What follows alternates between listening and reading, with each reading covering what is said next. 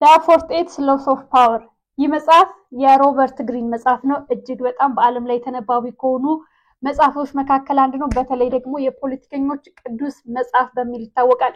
ዛሬ 48ቱን የስልጣን ህጎች አጠር ባለ ሰዓት በተለይ 30 ደቂቃ ባልሞላ ጊዜ ውስጥ እናያቸዋለን። አብራችሁን ቆዩ።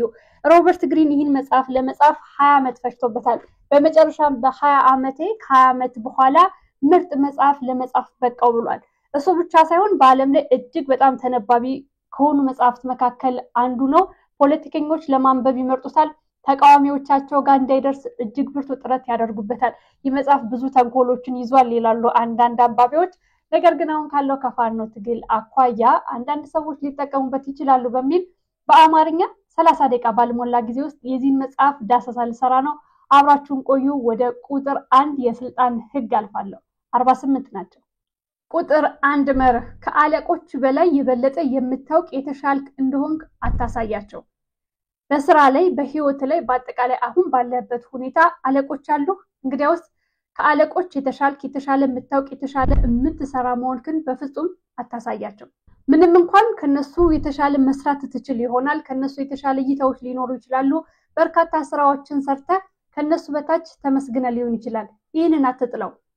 ስራ ሰርቻለሁ ብለህ በአደባባይ ከነሱ በላይ ልትመሰገንበት አትውደድ። ይልቁንም አለቆች ካንተ የተሻለ መስራት እንደሚችሉ፣ ካንተ የተሻለ ማሳየት እንደሚችሉ አስመስግናቸው፣ በአደባባይ መስክርላቸው። አንተ ጸባይተኛና የእነሱን ትዕዛዝ የሚፈጽም መስለህ ታይ። እነዚህን ነገሮች ካደረግ አንተ ስልጣን ለመቆጣጠር ዝግጁ ነህ። ሁለተኛው ህግ፣ በጓደኞች ላይ በፍጹም ተስፋ አታድርግ። ስራንና ጓደኞችን አትቀላቀል። ባልንጀሮች ላይ፣ ጓደኞች ላይ ብዙ እምነት አትጣል። ይልቁንም ጠላቶችን እንዴት እንደምትጠቀም አስብበት። ወዳጆችን ተጠንቀቃቸው፣ ከሌላው አብልጠው የሚጎዱህ እነሱ ናቸውና። ወደድክም ጠላህም፣ አመንክም አላመንክም ከጓደኞቹ በላይ ቀድሞ ሊከዳህ የሚችል ሰው የለም። ጓደኞቼ ናቸው አይከዱኝም፣ ለክፉ አሳልፈው አይሰጡኝም ብለህ ካንተ አጠገብ ስልጣን ከሰጣቸው ያኔ ነገሩ አበቃ። አንድ ነገር ሲፈጠር ካንተ ጋር ላለመቀያየም ስለሚፈልጉ እውነቱን አይነግሩህም። ቀን ላይ ስትወጣ ከጓደኞች ይልቅ የቀድሞ ጠላቶችን አቅርባቸው። እነሱ ሊበቀለኝ ይፈልጋል ብለው በእጅጉን ይፈራሉ። አንተ ግን አቅርብና የራስ ሰራተኛ አድርጋቸው። በታማኝነት ያገለግሉሃል። ቀድሞ የሰሩትን በደል በማሰብ አንድ ቀን ይበቀለኛል ብለው እያሰቡ አንተ ስልጣን ስትሰጣቸው በትጋት ይሰራሉ። ታማኝነታቸውን ለማስመስከር በርትተው ይሰራሉ። እነሱ ብቻ ሳይሆን ህዝቡ የምትመራው ሰው ጠላቱን አስጠግቶ የሚሰራ ይህ ሰው ምን አይነት ጀግና ነው ብለው ያደንቁሃል። ይህ ማለት ግን ስልጣን ላይ ከወጣ በኋላ ጠላቶችን አፈላልገህ አገኝ ማለት አይደለም። ይልቁንም ተቀናቃኞቼ ምን እየሰሩ ነው፣ ምን እያሰቡ ነው ብለህ አብዝተህ መጨነቅና ማሰብ ይጠበቅብሃል። ሶስተኛው ህግ፣ ሚስጥራዊ ሁን። ዓላማህን ደብቅ። እቅድህንና ልትሰራ ያሰብከውን ነገር በሙሉ አጠገብህ ላሉ ሰዎች ከመናገር ተቆጠብ። ምን ሊሰራ ነው ብለው እየጠበቁ ላሉ ሰዎች ቀጣዩ እቅድህን ፈጽሞ አታሳውቃቸው። ይልቁንም ሰዎች ዛሬ ምን ሊሰራ አስቧል ብለው እያሰቡ እያለ አንተ ሌላ ሰርተህ ከእቅዳቸው ውጭ አድርጋቸው። ወይም አንተ ያሰብከውን ያቀድከውን ነገር ምን እንደሆነ ፈጽሞ አታሳውቃቸው። ዓላማህን ቀድመ ለሰዎች ግልጽ ካደረግ ግቡን ሳይመታ ይከሽፋል። እቅድ 4፣ ሁልጊዜ ሁሉንም ነገር ያሰብከውን ያለምከውን ወደፊት ስለምታደርገው ነገር እያንዳንዱን ነገር መናገር አይጠበቅብህም። አንደበትህን ቆጥብ። ሰዎችን ለማሳመን ብዙ ጥረት አታድርግ። የሆነ ያልሆነውን ነገር እየተናገርክ ሰዎች አንተን እንዲያምኑ ለማድረግ አትዳክር።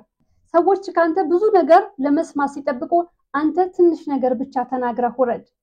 ብዙ በወራህ፣ ብዙ በተናገርክ፣ ብዙ በጻፍክ፣ ብዙ መልእክት ባስተላለፍክ ቁጥር ሰዎች አንተን መስማት ያቆሙና እንደ ተራ ነገር ይቆጥሩሃል። ህዝቡ ካንተ ብዙ ነገር ለመስማት በሚጠብቅበት ሰዓት ትንሽ ብቻ ተናግረህ ውረድ። ድንገት ጠፋና ብቅ ብለህ ጥቂት ነገሮችን ብቻ ተናግረህ ውረድ። ይህንን አትርሳ። በምትናገርበት ሰዓት ሁልጊዜም ግልጽ የሆነ ነገር ለመናገር አትሞክር፣ ወይም የተናገርከውን ነገር ለማብራራት አትዳክር። 2-3 አሻሚ ትርጉም ያለው ቃላት ተናግረህ ውረድ።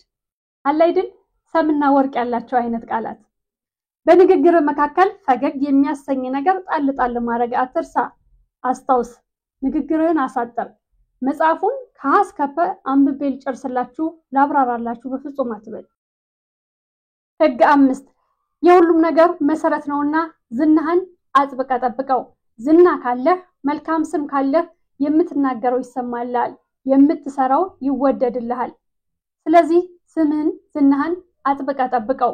ስምህን የሚያጠፉ ሰዎች ካሉ ተከታትለህ ድረስባቸው። ያንተን መልካም ስም ለማጥፋት የሚሞክሩ ኃይሎች ካሉ ጦር እስኪወረውሩብህ አትጠብቅ፣ ቀድመህ አክሽፈው። ዝና የስልጣኖች ሁሉ የማዕዘን ድንጋይ ነው። ዝና ካለህ፣ መልካም ስም ካለህ በቀለድከው ሁሉ ይሳቅልሃል። በነገር ወጋ ጎሽም ለማድረግ የፈለከው ሰው ካለም ትችላለህ። ስለዚህ ዝናህን አጥብቀህ ጠብቀው። ስም ለሚያጠፉ ሰዎች፣ ያንተን ዝና ለመሻር ለሚፈልጉ ሰዎች ዱካ አትተው። ሕግ 6 ባገኘኸው አጋጣሚ ሁሉ ከፍ ብለህ ከሌሎች የተለየ ሆነ ለመታየት አትሞክር። ከሁሉም ሰው አስተያየት የምትቀበለው ስለምትታይ ነው። ስለዚህ ከሰዎች አይን አትጥፋ። ወደ አደባባይ ስትወጣ ሁሉም ሰዎች አንተን እንዲያዩ አድርጋቸው። ሙሉ አቅምን ተጠቅመህ የሰዎችን ትኩረት ለመሳብ ሞክር። ከወጣ በኋላ እከሌ ያየኝ ወይ እከሌ ስለኔ ምን አለ እያገኝ ነው ወይ የሚለው ነገር አያስጨንቅህ። ከሰዎች ሁሉ ደምቀህ ለመታየት ሞክር። ነገር ግን አንተ የበላይ እነሱ የበታች፣ አንተ የደመቅ እነሱ ኮሳሳ ሆነው እንዲታዩ እንዲሰማቸው በፍጹም አታድርግ። በተለይ ሰዎችን ዝቅ አድርገህ ለማየት አትሞክር። በምትገኝበት ቦታ ሚስጥራዊ ማንነትን ለብሰህ ተገኝ። በሰዎች ማንነት ላይ ቁማር ተጫወት። የምትያዝ የምትጨበጥ አትሁን። ይህንን ካደረግ ወደ ስልጣን ከፍታ እየወጣ ነው። ሕግ 7 ስራህን ያሉን ኃላፊነቶች ሌሎች እንዲሰሩት አድርግ። ዝናውን ጭብጨባውን አንተ ወሰደው። ስልጣን መቆናጠጥ ትፈልጋለህ? ራስን ለማሳደግ ሌሎችን መጠቀም ግድ ይላል። ሁሉንም ነገር እኔ ነኝ የምሰራው ብለህ ችክ አትበል። እውቀቱ ላላቸው መስራት ለሚችሉ ሰዎች ስራህን አከፋፍል። በመጨረሻም ያንን ስራ አንተ ይዘው ቅረብ። አንተ ትመሰገንበታለህ። በምን ሰዓት ይህን ሁሉ ሰራው ተብሎ ህዝብ ያደንቀሃል። ይህንን ማድረግ የምችለው ለአንተ የሚሰሩ ሰዎችን ማግኘት ስትችል ነው። የሌሎች ሰዎችን እምቅ አቅም፣ እምቅ እውቀት አንተ እንዴት ለራስህ መጠቀም እንደምትችልበት ሁልጊዜ ማስብበት። ለእነዚህ ሰዎች እውቀታቸውን ውሰድ። እውቀታቸውን ስትወስድ የሚፈልጉትን ነገር አድርግላቸው። አንተ ህዝቡ መሃል ስትቆም በፊት የነበሩ የተጻፉ ነገሮችን አንብብ፣ ሸምድድ። ያንን ይዘህ ለህዝብ አወራላቸው። ውይ ይሄ መሪ ምን አይነት ጥበበኛ ነው ብለው ያደንቁሃል። ስራዎችን ግን የሚያውቁ ሰዎች ይስሩልህ። ሕግ 8 ሰዎች ወደ አንተ እንዲሳቡ አድርግ። ታዋቂ ሰዎች ወደ አንተ እንዲመጡ አድርግ እንጂ አንተ ወደ እነሱ በፍጹም አትሄድ። ወደ አንተ እንዲመጡ የሚያስችላቸውን ማንኛውንም ነገር በሙሉ አድርግ። አስታውስ፣ አንተ ሁሉንም ነገር መቆጣጠር አለብህ። እቅዳቸውን፣ ያሰቡትን፣ ያለሙትን ነገር በሙሉ ትተው ወደ አንተ እንዲመጡ አድርግ። ጠላትን በመጀመሪያ አሳስተው፣ ከዛ በኋላ አጥቃው። አስታውስ፣ የመጫወቻ ካርዱ፣ ዓላማህ፣ እቅድህ ሁልጊዜም በአንተ እጅ ሊሆን ይገባል። ጠላት ተብሎ ከሚታሰበው ሰው ጋር ቁጭ ብለህ በአደባባይ ስታወራ መታየት አለብህ። ሌሎች ጠላቶችም ከአንተ ጋር ማውራት መነጋገር እንደሚችሉ ተስፋ ያደርጉታል። ሰዎችም ይህ ሰው ከጠላቱ ጋር የሚያወራ ድንቅ መሪ ነው ብለው ያደንቁሃል። ሕግ 9 በተግባር ተገለጥ። ሰዎችን በክርክር መድረክ ተናግረህ ልትረታቸው፣ ልታሸንፋቸው ትችላለህ። ይህ ግን የሚያስገኝልህ ጊዜያዊ ድል ነው። ይልቁንም በተግባር አስመስክር፣ በተግባር አሳይ። ይህ ዘላቂ ድልን ያጎናጽፋል። አንተ ባወራው ነገር ሰዎች ሊያጨበጭቡልህ፣ ሊያደንቁ ይችላሉ። ነገር ግን ከሩቅ ያሉ ጠላቶች ከአንተ ጋር ተነጋግረው ማሸነፍ እንደማይቻል ስለሚያውቁ እነሱ ተግባር ላይ ትኩረት ስለሚያደርጉ አንተም ማውራትን ቀነስ አድርገህ በተግባር ተገለጥ። ሕግ 10 እድለቢስ ሰዎች ከሆኑ በህይወታቸው ሰርተው ሞክረው ምንም ከማይሳካላቸው ሰዎች አጠገብ ራቅ። በህይወታቸው ስራዎችን ይሰራሉ፣ ይሞክራሉ፣ ነገር ግን እንደማይሳካላቸው እነዚህ መልካም እድልን አያመጡምና ከነሱ ሽሽ። ወደ ውሃ ውስጥ የሚሰምጥ ሰው ልትረዳው ልትሞክረው ትችላለህ፣ ነገር ግን ይዞህ የመስመጥ እድሉ ከፍተኛ ነውና ሁልጊዜም በችግርና በመከራ ከተከበቡ ሰዎች መካከል ራቅ። ይህንን ያለው 48ቱ የስልጣን ህጎች የሚለው የሮበርት ግሪን መጽሐፍ ነው፣ እኔ አይደለሁም። ሕግ 10 ነው አሁን የሰማችሁትን የተናገረው። ወደ 11ኛው እንሻገር። ሕግ 11 ሰዎች በአንተ ላይ ጥገኛ እንዲሆኑ አድርጋቸው። ያለህን እውቀትን፣ የምታውቀውን ነገር፣ በፍጹም የተካንክበትን ነገር ለሌሎች አታካፍል። በዚህ መንገድ ሰዎች አንተ ጋር ጥገኛ እንዲሆኑ ታደርጋቸዋለህ። ሁሌም አንተ ተወዳጅና ተፈላጊ ሁነታይ። ሁሉም ሰዎች ከአንተ አንድ ነገር ፈልገው ወደ አንተ እንዲመጡ አድርግ። በአጠቃላይ ሰዎችን ጥገኞች አድርጋቸው። ካንተ ውጭ ምንም መስራት እንዳይችሉ አድርጋቸው። ሚስጥራቸውን ታውቃለህ፣ በሚስጥራቸው ያዛቸው። ሚስጥራቸውን ለመጠበቅ ሲሉ ሁልጊዜም አንተን ይከተሉሃል።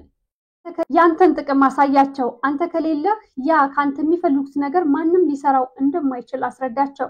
አንተ ከሌለህ የሰበሰቡት እንደሚበተን፣ ጦራቸው እንደማይታዘዛቸው፣ ሰራተኞቻቸው እሺ ብለው እንደማይሰሩላቸው አሳይ። የተለያዩ ልዩ ልዩ ዘዴዎችን በመጠቀም ካንተ ሌላ ሚስጥር ጠባቂ፣ ካንተ ሌላ ሰራተኛ እንደሌለ አሳያቸው። ህግ 12 ለጥቃት የምትፈልገውን ሰው፣ የምትፈልገውን ንጉስ፣ የምትፈልገውን መሪ ቸርነትህን አሳየው።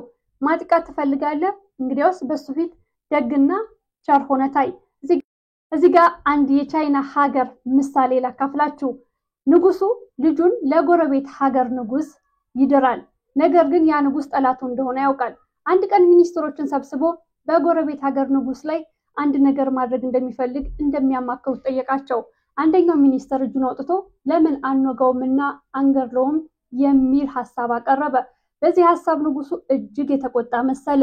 በአደባባይም አውጥቶ ያደረገውን ተናግሮ የልጄን ባል ግደል ብሎኛል በሚል ተናግሮ በአደባባይ ተቀለው። ያ የጎረቤት አገር ንጉስ በዚህ እጅጉን ተዘናጋ።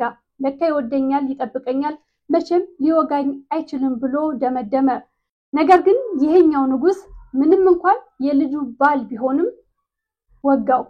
ባልጠበቀው ሰዓት፣ ባልተዘጋጀበትና በተዘናጋበት ሰዓት ወሮ አሸነፈው።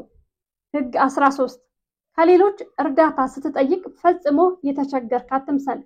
ይልቁንም እነሱ በሚሰጡ ነገር በምላሹ እነሱ የሚጠቅማቸውን ነገር እንደምታደርግላቸው ቃል ግባላቸው። ስለሚጠቀሙት ነገር አስብ እንጂ ፈጽሞ አንተ ተቸግረ ከነሱ እርዳታ የምትቀበል አይነት ነገር አታድርግ። ህግ 14 ተቀናቃኞችን እንደ ጓደኛ ቀረባቸው፣ እንደ ሰላይ ሰልላቸው። ተቀናቃኞችን ሁልጊዜም ሰልላቸው፣ እንደ ጓደኛ ቀረባቸው። ከነሱ ቀድመ አንድ እርምጃ ለመሄድ ከፈለክ መጀመሪያ ሚስጥራቸውን እወቅ። በተለያዩ አጋጣሚዎች ስታገኛቸው ቀስ ብለህ የወደፊት እቅዳቸው ምን እየሆነ ምን እየሰሩ እንዳሉ ሳታስባንን ጠይቃቸው፣ አውጣታቸው። ሚስጥራቸውን ለማወቅ ሞክር። ህግ 15 ጠላቶችን ነካክተህ አትተዋቸው፣ ሙሉ ለሙሉ አጥፋቸው። ሙሴን ጨምሮ በርካቶች መሪዎች ጠላቶቻቸውን ሙሉ በሙሉ በማጥፋት ይታወቃሉ። ነካክተህ የተውከው ነገር አንድ ቀን ለበቀል ተነስተው ሊያጠፉ ይችላሉና ጠላቶችን ፈጽመህ አጥፋቸው። ህግ 16 ክብርና ዝናህን ለመጠበቅ ከፈለክ ተናፋቂ ሁን። በሁሉም ቦታ አትገኝ። በሁሉም ቦታ ተገኝተህ ራስህን ለማሳየት አትሞክር። ድብቅ በል፣ ተናፍቀህ ተገኝ። እንኳን ሰው ዕቃ እንኳን ብዙ ቦታ ሲገኝ ይረክሳል፣ ጥቂት ቦታ ሲገኝ ይወደዳል። አንተም እንደዛ ሁን። እጅግ በጣም ጥቂት ቦታ ተገኝ። ራስህን በየሁሉ ቦታ እያሳየህ የረከስክ አታርገው። ህግ 17 ተግባሮችህ፣ አካሄዶችህ፣ እቅዶችህ በፍጹም የማይገመቱ አድርጋቸው። በተፈጥሮ ሰዎች የሌሎችን ሁኔታ፣ አካሄድ፣ እቅድ የማየት የማወቅ ፍላጎት አላቸው። ካወቁና ፍላጎትና እቅድህን ከተረዱ ይቆጣጠሩሃል፣ ያውቁሃል፣ ይገምተዋል። አንተ ራስህን የማይገመት ሰው፣ እቅዱ የማይታወቅ የማይያዝ የማይጨበጥ ሰው አድርግ። ይህንን ስታደርግ ሰዎችን ግራ ታጋባለህ። ሰዎች አንተን መቆጣጠር ያቆማሉ። ድንገት ተገኝተህ በምታወራው ነገር፣ ድንገት በምታደርገው ነገር ሰዎች ይደነግጣሉ። ይህንን ካደረክ አንተ አደገኛ ሰው ትሆናለህ። ሰዎች ነገ ደግሞ ምን ሊያመጣብን ይሆን ብለው የሚጨነቁብህ ሰው ይሆናሉ። አትያዝም። ያ ማለት ሰዎች ነጋቸውን ከአላንተ ማሰብ እንዳይችሉ ታደርጋቸዋለህ። የማይጨበጥ ሰው ሆኖ መገኘት ለጠላት አያመችም። ጠላቶች ሁልጊዜም ነገ ቀድሞ ከማሰብ ይልቅ ምን ያመጣብን ይሆን ብለው እንዲጨነቁ ታደርጋቸዋለህ። ህግ 18 ራስህን ለመጠበቅ ብለህ አትሸሸግ። ይልቁንም ከሰዎች ጋር ተቀላቀል። ባለስልጣን ስትሆን ብዙ ጠላቶች ይኖሩብሃል። ጠላቶችን የምትሸሻቸው በመደበቅ አይደለም፣ ከህዝቡ ጋር በመቀላቀል ነው። አንተ ከህዝቡ ተነጥለህ ራስህን አንድ ቦታ የምታሸሸው ከሆነ ጠላት ሲመጣብህ ህዝቡም ቤተ መንግስትህን ጥሎልህ ይሸሻል። ስለዚህ ህዝቡ ውስጥ ሆነ ተደበቅ። ህግ 19 የምታጠቃውን ሰው ምረጥ። ማጥቃት ስለቻልክ ብቻ ሁሉንም ሰው አትተንኩስ። በተለይ አንዳንድ ሰዎች አሉ የበግ ለምድ ለብሰው የተኩላ ይሆኑ። እነዚህ ሰዎች ላይ ጥቃት ካሰብክ እድሜ ልካቸውን የተንኮል ጉድጓድ ይቆፍሩና ይቀብረዋል። ስለዚህ የምታጠቃውን ሰው ምረጥ። ህግ 20 ራስህን የቻልክ ሰው ሁን። ለማንም አታዳላ። በተለይ በሁለት ቡድኖች ጸብ መካከል ገብተህ ለአንደኛው ወግነህ አንደኛውን ስታጠቃ ትገኝ። በፍጹም ቋሚ ጠላትም ሆነ ቋሚ ወዳጅ የለምና ከእንደዚህ አይነት ጸቦች ራስን ራቅ አድርግ። በስልጣን ላይ ረጅም ጊዜ መቆየት ከፈለግ ሁለት የሚቀናቀኑ ቡድኖችን ሲጣሉ አንተ ራቅ ብለህ ተመልከት። ሁለት በተጣሉ ቡድኖች መካከል ነህ። እንግዲያውስ ያንተ ስራ እነሱን ማጣላት፣ ራቅ ብሎ መመልከት ነው። በፍጹም በጸባቸው መካከል ገብተህ ስታቦካ እንዳትገኝ። እርስ በርሳቸው ሲወጋጉ አንተ ፈንጠር ብለህ ተመልከታቸው። ሁለት መንታ መላ ሲኖርህ አንደኛው ሲያሸንፍ ከአንደኛው ጋር ሂደህ ተጠጋ። ይሄኛው ያሸነፈ ከመሰለህም እንደዛው ተመሳሳይ አድርግ። በፍጹም በጸባቸው መካከል አንደኛው ወግነህ አትቁም። ይልቁንም ሲጣሉ ራቅ ብለህ ተመልከታቸው። እስከዛ አንተ ኃይልን እያጠናከርክ ትቆያለህ። ከአንደኛው ወገን ጋር ተደርበህ ካሸነፍክ አንተ አሸናፊ ብቻ ነው የምትሆነው። ኃይላቸውን እስኪጨርሱ ትጠብቅና በኋላ ላይ አንተ በሙሉ ኃይል ገብተህ ከቻልክ ሁሉንም አጥፋቸው። ካልቻልክ ለስልጣን ጠቃሚ የሆነውን አትርፍ። ህግ 22 የሚቀናቀንህን ቡድን እንዴት ማሸነፍ እንዳለብህ ተማር። ጅል መስለህ ቀረባቸው። በፍጹም ምንም ነገር የማታውቅ ምሰል። እነሱ ባሉበት ቦታ ጥያቄዎችን እየጠየቅ ለሚመልሱልህ ምላሽ ቁጭ ብለህ ስትጽፍ ተገኝ። የሚነግሩን እያንዳንዱን ነገር ጻፍ። ይሄ ሰው ሞኝ ነው ምንም አያውቅም እስኪሉ ድረስ ቁጭ ብለህ እያንዳንዱን ነገር ደጋግመህ ጠይቃቸው። ጅልና ምንም የማያውቅ መስለህ ለእነሱ ታያቸው እስኪንቁ ድረስ። በኋላ አንተ ስራን ትሰራለህ። ቀለል ያለ ጉዳይ ይዘህ ጥራና እባካችሁ ጨንቆኛል አማክሩኝ በላቸው። የሚነግሩን እያንዳንዱን ነገር ጻፍ። ትንሽ ነገር ሲነግሩ ሳቅ፣ በጣም በትንሹ ነገር ተናደድ። ያኔ እነሱ አንተን ይንቁሃል። አንተ ኃይልን አደራጅተህ እነሱን ትበልጣለህ። ህግ 22 ሁልጊዜም ድክመትህን ወደ አሸናፊነት መንገድ እንዴት መለወጥ እንዳለብህ ተማር። አንዳንዴ በውጊያዎች መካከል መማረክ ካለብህ ተማረክ። ኃይልን አሟጣ ከመጨረስ በፊት ትንሽ ኃይል ሲቀርህ እጅህን ስጥ። ራስህን የምታጠናክርበት ጊዜ ታገኛለህ። ማርኬዋለሁ፣ እጁን ሰጥቶኛል፣ ከእንግዲህ በኋላ ዋጋ የለውም ብሎ ጠላት ሲያስብ አንተ ራስህን አዘጋጅተህ ከወደክበት አፈር ልሰህ ተነስተህ ታሸንፈዋለህ። እጅ መስጠት የስልጣን ማግኛ ታክቲክ ነው እንጂ ዘላለማዊ አይደለምና ምንም ግራ አይግባህ። ጊዜ ስታገኝ የማረከህንም ቢሆን እንኳን አተራራለት። ውስጥህ እንደ ብረት የደነደነ ይሁን፣ ውጭ ግን ሁልጊዜም የማረከህን ሰው ስታይ በፈገግታና በሽቁጥቁጥ የተሞላ ይሁን። የማረከ ሰው ሁልጊዜ ካንተ የሚጠብቀው ብስጭትና ንዴት ነው። ሆኖም በተቃራኒው ሩሩህ ስትሆንለት፣ ስትስቅለት፣ ማርኮኛል ብለህ ስታመሰግነው ይዘናጋል። ህግ 23 ኃይልህን አጠናከር። የተበታተነ ነገር ሁሌም ተሸናፊ ነው። አንድነት ኃይል ነውና ሁልጊዜም በተባበረ ክንድ እመን። ጦርህን ከአንዱ ወደ አንዱ እያብከነከንክ አታጓጋው። በአንድ ጊዜም ብዙ ግንባሮች ላይ አትዋጋ። ጠላትን ለማዘናጋት ከፈለክ በአንድ ጊዜ ብዙ ግንባሮች ክፈትና በአንደኛው ብቻ አጠናክረህ ውጋው። ከፍተኛውን ስልጣን ለመቆናጠጥ ስትፈልግ በአንዴ ዘለህ ከላይ አታውጣ። ቀስ በቀስ ኃይልህን እያደራጀ የስልጣን ማማ ላይ መቆናጠጥ አለብህ። ኃይልና ስልጣን ከተሰኘው ከሮበርት ግሪን መጽሐፍ 24ቱን የስልጣን ህጎች አካፍለናቸዋል። በሚቀጥለው በክፍል 2 ዝግጅታችን የቀሩ 24ቶችን እንገመግማቸዋለን፣ እናያቸዋለን። አጠር አድርገን ለእናንተ እናቀርባለን። አብዛኞቹ ሐሳቦቹ ተንኮለኞች ናቸው። ስናገራቸው ሳቅ እያፈነኝ የነበረው ምን ያክል ተንኮል የተሞሉ መሆናቸውን ስለማውቅ ነው። ነገር ግን ስልጣን በሞኝነት የሚሆን ነገር የለም። ሁሉም በዓለም ላይ ያሉ ኃይሎች በሙሉ ተንኮልን ተጠቅመው ባለስልጣን ይሆናሉ። በእርግጥ ይህን ያለው መጽሐፉን ነው። ከኔ እንዳልሆነ እንድትረዱ ብቻ ነው ይህን ነገር ያልኳቸው። የሮበርት ግሪን ዘ 48 Laws of Power ከሚለው 24ቱን የስልጣን ህጎች አካፍያቸዋለሁ። በሚቀጥለው በክፍል 2 24ቱን አቀርብላችኋለሁ። መልካም ሞላ ከፍሪ ፕሬስ ነበርኩ። ጤና ይስጥልኝ።